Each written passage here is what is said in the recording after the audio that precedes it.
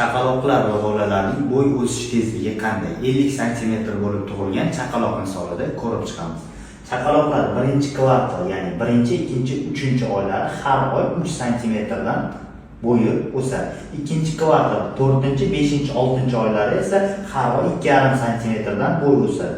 Uchinchi kvartal, ya'ni 7, 8, 9-chi oylari har oy 1,5 sm dan bo'y o'sadi chaqaloqlarning. 4-chi kvartal, ya'ni 10, 11, 12-chi oylari esa har oy 1 sm dan o'sadi bo'y uzunligi. 50 sm plus 9 sm plus 7,5 sm plus 4,5 plus 3 sm. Общий bir yoshli bolaning bo'y uzunligi 74 sm.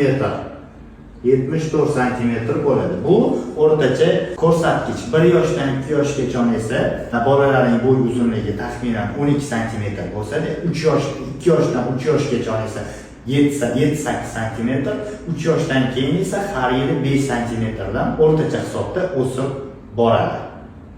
Farzandingizning kelajakdagi taxminiy bo'y uzunligi necha santimetr bo'lishini bilasizmi? Keling hisoblab ko'ramiz.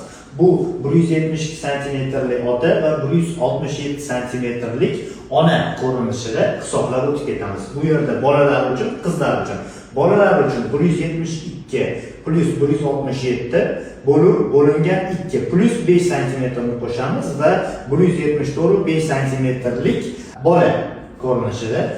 Qizlar uchun esa 172 plus 167 bo'lingan 2. Bu yerda faqatgina plus emas, minus 5 qilamiz. Bunda 169 5 cm bo'ladi. Bundan tashqari ota onadan o'tadigan 3 tadan juft genlar kombinatsiyasiga bog'liq. Bundan tashqari sharoitga, bolaning o'tkir va surunkali kasalliklarini o'tkazmaganligiga bog'liq. Bularning hammasi farzanddagi bo'y o'sishiga ta'sir ko'rsatadi. Bundan tashqari bu ko'rsatkich aniq emas, plus minus 10% gacha razlika qilishi mumkin. Ya'ni 10% bundan oshib, 10% bundan kam bo'lsa ham bu normal ko'rsatkich hisoblanadi. Pastki sohalarga, barmoq uchlariga yaxshi yetib bormaganligi uchun ko'karishlar va barmoq falangalarida o'zgarishlar, barabanniy palichka, baraban tayoqchasi ko'rinishida deformatsiyalar bo'ladi. Barmoqlarda, barmoq uchlarida ko'rish mumkin o'zgargan. Chunki surunkali ravishda kislorod yetishmovchiligi bo'ladi bu bolalarda. Vrojденный порог serдца, tug'ma yurak nuqsonlarida barmoq falangalarida o'zgarib ketadi. Ko'rish mumkin mana. Chunki kislorod yaxshi yetib bormaydi.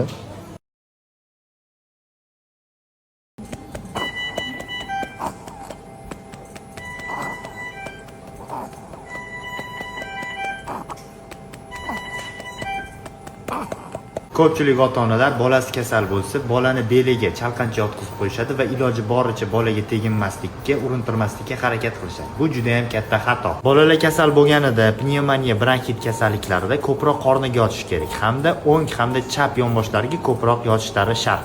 Chunki kasalliklarda va bola beliga yotganda o'pkani orqa va yon tomondagi segmentlarda havo va qon yaxshi aylanmaydi. Pnevmoniya va bronxit kasalliklarida aynan o'sha sohalarda balg'am yig'iladi va chiqishi qiyin bo'ladi. Qorniga yotqizilganda esa balg'am ajralishi yengillashadi, o'sha sohalarda havo va qon aylanishi yaxshilanadi. Ya'ni bola tezroq tuzaladi. Shuning uchun bolalar kasal bo'lganda ko'proq qorniga yotqizish shart.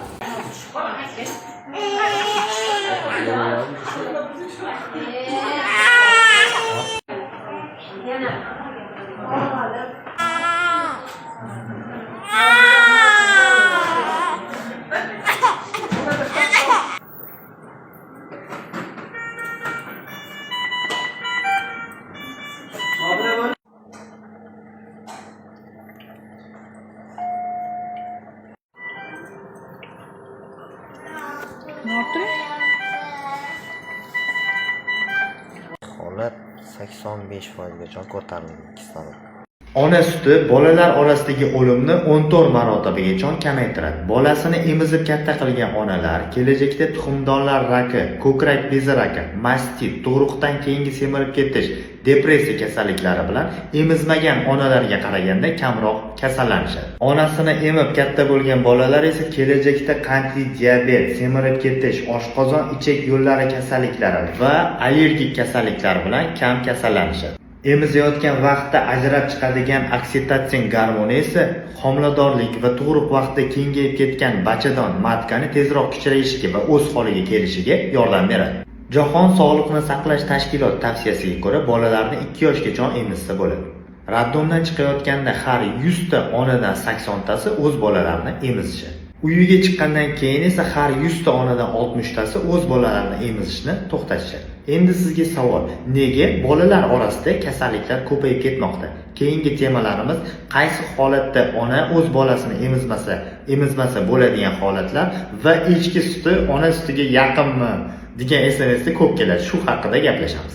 Ona suti tarkibida infeksiya bo'lsa, bolani emizsa bo'ladimi? Ha, albatta bo'ladi. Yevropa va Amerikada ona suti tarkibida infeksiya bor yoki yo'qligini aniqlashmaydi. Faqatgina mastit kasalligida aniqlanishi mumkin. Dunyodagi barcha onalar sutlari olinib tekshirilganda, ularning hech birining suti steril, toza holatda bo'lmaydi. Ona suti orqali bolaga turli xil bakteriyalar, foydali va shartli patogen bakteriyalar o'tadi. Bular bolalar organizmi uchun foydalidir. Ya'ni oshqozon ichak traktini yaxshi ishlashi uchun zarur bo'lgan mikroorganizmlardir. O'zingiz o'ylab ko'ring, bola 9 oy davomida sizning organizmingizda yashadi va organizmingizdagi barcha infeksiyalar bilan tanishib, do'stlashib oldi. Tug'ildi, onasini emishni boshladi. Lekin ona suti tarkibidagi infeksiya bolaga to'g'ri tushmas ekan. Ya'ni bolaga yomon ta'sir qilishni boshladi. Lekin bola bu infeksiya bilan 9 oy oldin tanishib bo'lgan edi. Ammo lekin qaysidir zavodda ishlab chiqarilgan sun'iy sut bolaga o'z onasining sutidan yaxshiroq ta'sir qilar ekan. Qani bu yerda mantiq, nimadir noto'g'ri ketmadimi? Nahot 9 oy qornida katta qilib yurgan ona bolasini tug'gandan keyin o'z suti bilan, ona suti bilan katta qila olmasa? Dunyo bo'yicha deyarli 60% onalar o'z bolalarini umuman emizishmaydi. Emizayotgan 40% ham to'liq emizishmaydi. Ya'ni ham semez, ham ko'krak suti orqali katta qilishadi. Sizchi farzandingizni qanday katta qilgansiz? Agar farzandingizga semez berayotgan bo'lsangiz, nima uchun farzandingiz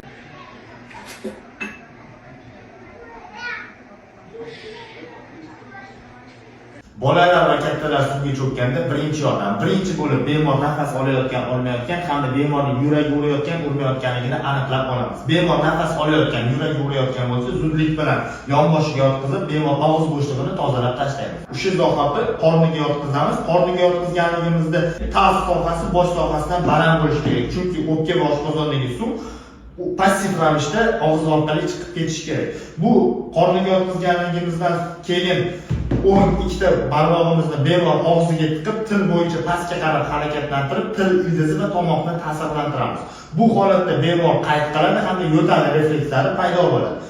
Bemor qusayotgan va yo'talayotgan vaqtda o'ng qo'limiz bilan peshonasidan ushlab, chap qo'limiz bilan ko'krak sohasiga uramiz, suvni tezroq chiqarib yuborish uchun.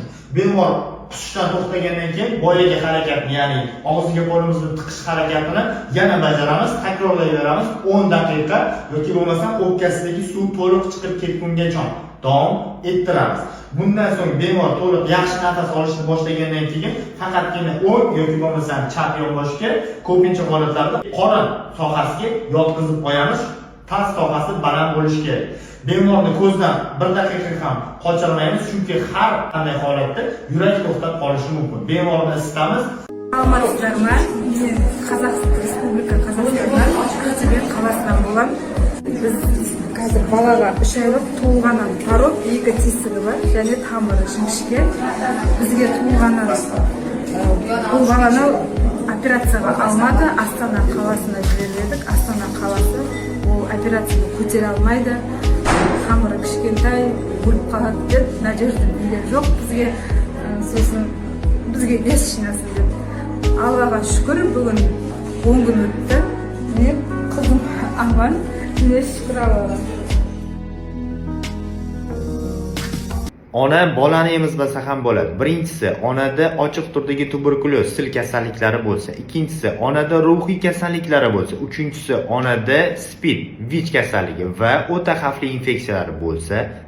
ona bolani emizmasa ham bo'ladi. Bundan tashqari, tug'ruq vaqtida juda ham ko'p qon ketishi ona tomonidan va juda ham kam uchraydigan umuman sut bo'lmasligi galaktiya kasalligida va onani turli xil dorivor vositalarni qabul qilishi va bu dorivor vositalar sut orqali bolaga o'tib, bolaga zararli ta'sir ko'rsatadigan bo'lsa, ona bolani umuman emizmasa ham bo'ladi.